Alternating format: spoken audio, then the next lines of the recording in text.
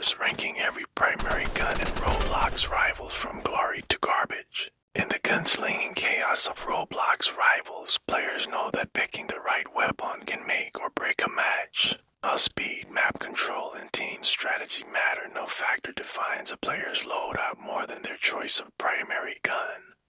Dozens of rifles, SMGs, shotguns, and experimental blasters in rotation, the 2025 meta is more intense than ever. Everyone has a favorite, everyone has an opinion. But one squad wanted answers based on facts, not feelings. They didn't just talk about which guns were the best. They tested them all, and in doing so, they discovered more than just a tier list. They uncovered how every weapon in Roblox Rivals tells a story of risk, mastery, and adaptation in the heat of battle. It started with a mission. 5 players, Zell, Myra, Boone, Gray, and Ash had played Rivals together for years, but they were tired of the endless debates about weapon rankings. Every week, new patch notes changed bullet speed, recoil, or fire rate, and yet every forum thread became a shouting match between info lovers and shotgun mains. So the team decided to settle it for themselves. They would use every primary gun available one by one across every mode: solo, duo, squads, elimination, and capture. Each player would rotate through every weapon category and log performance, skills, assists, accuracy, and mobility. No shortcuts, no assumptions, just results. The tests began with the Rivalry, a weapon often seen in the hands of mid-ranked players. It had solid range and manageable recoil, but in high-pressure fights, its average damage left users exposed.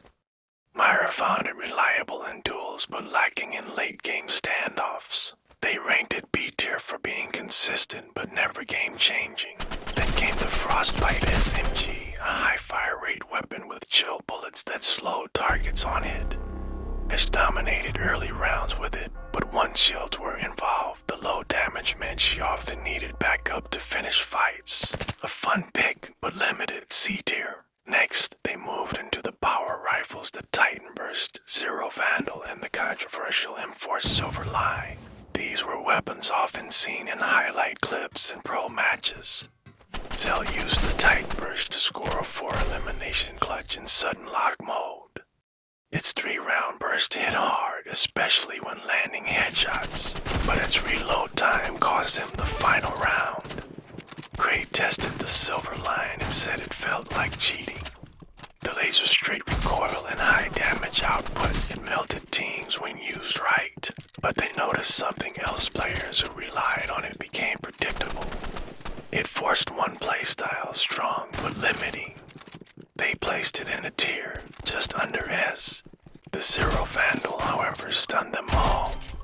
Though slower than other rifles, its piercing rounds ignored light cover. Boone used it during a ranked session and picked off snipers behind walls with pinpoint accuracy. Combined with its steady fire rate, it turned out to be one of the most flexible rifles in the game. When used with the Tracker Visor mod, it became nearly unstoppable. They placed it firmly in S tier not just for power, but for its adaptability. Then came the shotguns, the Grab Tail, Boom Claw, and the Pulse Breaker. Everyone expected these to be lower tier due to their short range, but in closed maps like Iron Hall or Sandtrap Core, the Boom Claw was devastating. Myra used it to clear entire capture zones, pairing it with speed boosts and corner traps. In tight duels, it outclassed even the best SMGs. But in open zones, it was useless. The team decided that its situational dominance deserved a mid-high ranking.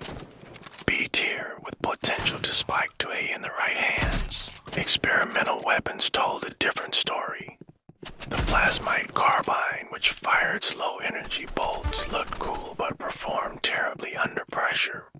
Gray called it a laser light chow for losing. Its projectiles moved slow to hit agile players, and while it drained shields quickly, it left no room for follow-up. Despite its futuristic flair, it landed in D tier.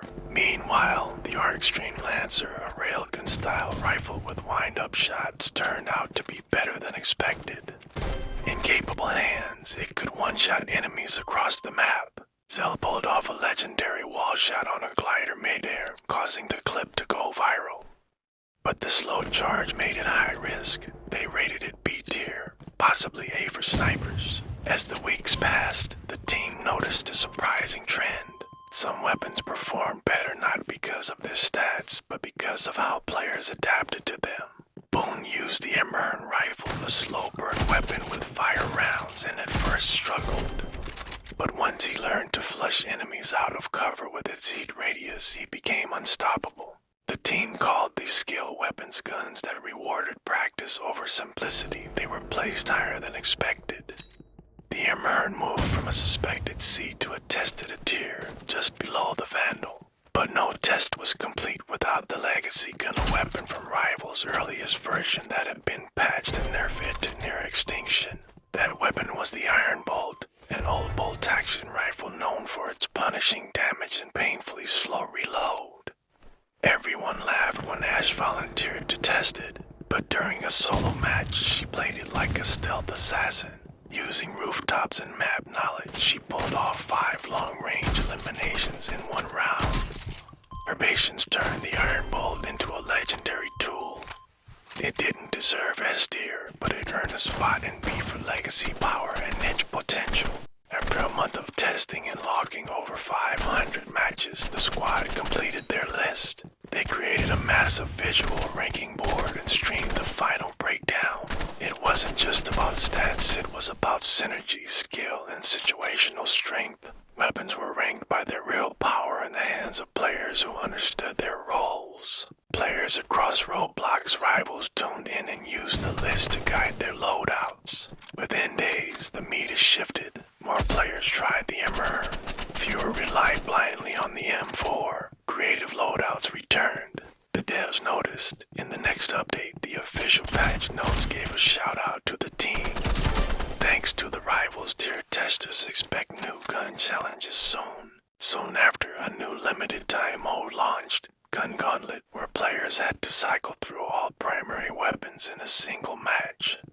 It was a tribute to the testers, now known in-game as the Tier 5. Their names were etched into the central arena lobby next to statues of their favorite weapons. In Roblox Rivals, the battlefield is always shifting.